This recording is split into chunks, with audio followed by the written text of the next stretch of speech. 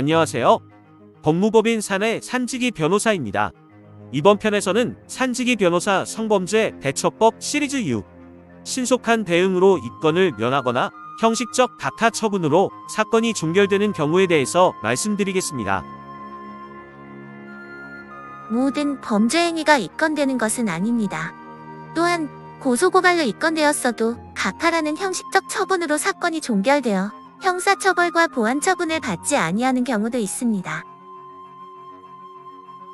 성범죄는 범죄 신고 등에 의한 수사기관의 인지나 피해자의 고소, 제3자의 고발 등에 의하여 사건화가 됩니다. 신고가 없거나 고소, 고발이 없으면 수사권이 발동되지 아니하므로 가해자는 형사처벌을 받지 아니합니다. 물론 공소시효가 남아있는 한 언제든지 사건화가 가능하고 가해자는 처벌받을 수 있습니다. 하지만 피해자가 가해자를 용서하여 더 이상 문제 삼지 않으려고 하는 경우에는 처벌이 이루어지지 않은 상황에서 공소시효가 완성되어 더 이상 처벌할 수 없게 될 수도 있습니다.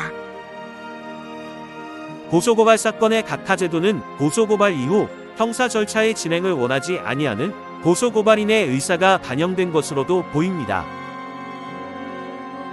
고소인 또는 고발인이 고소고발장을 제출한 후 출석 요구나 자료 제출 등 혐의 확인을 위한 수사기관의 요청에 불응하거나 소재불명이 되는 등 고소고발 사실에 대한 수사를 개시 진행할 자료가 없는 경우에 검사는 각하 결정을, 경찰은 각하 사유를 이유로 불송치 결정을 할 수 있습니다. 이러한 각하제도에 따라 비록 고소인이 고소를 하였다고 하더라도 이후 가해자와 합의하는 등으로 더 이상 형사 절차의 진행을 원하지 아니하여 수사에 협조하지 아니한 경우에 고소사건은 각하라는 형식적 처분으로 종결되고 결국 가해자는 형사처벌을 받지 아니할 수 있습니다. 나아가 피해자가 수사기관에 협조하지 않을수록 가해자가 증거 불충분으로 혐의 없음 처분을 받을 가능성이 커지는 것도 또한 현실입니다. 사건화되지 않는 대부분의 경우는 가해자의 진정한 사과로 피해자가 용서하는 것들입니다. 가해자의 입장에서는 사건 발생 직후 신속한 대처로 사건화를 면할 수 있는 기회가 소중할 수 있습니다.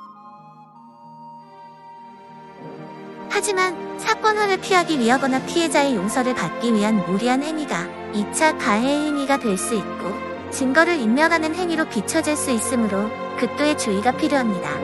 따라서 피해자와 접촉하기 전에 전문가의 도움을 받는 것이 좋습니다.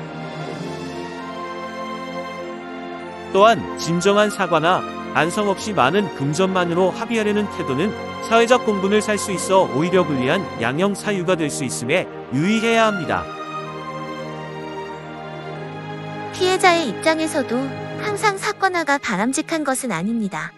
가해자의 처벌은 피해자의 감정을 완화시킬 수도 있으나 진정한 사과에 의한 용서가 보다 근본적인 치유가 될 수도 있습니다. 또한 가해자에 대한 형사 절차가 진행됨에 따라 피해자는 계속해서 힘든 과정을 겪을 수밖에 없습니다. 경우에 따라서는 피해자가 가해자의 처벌보다는 형사 절차의 진행으로 인한 고통이나 어려움을 더 중요하게 생각하여 사건화를 원치 아니하기도 합니다.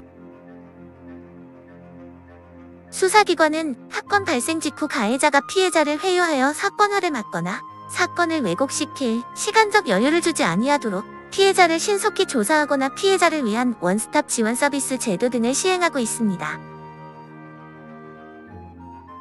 보다 자세한 내용은 법무법인 사내 네이버 블로그를 참조해 주시기 바랍니다. 시청해 주셔서 감사합니다. 법무법인 사내 산지기 변호사였습니다.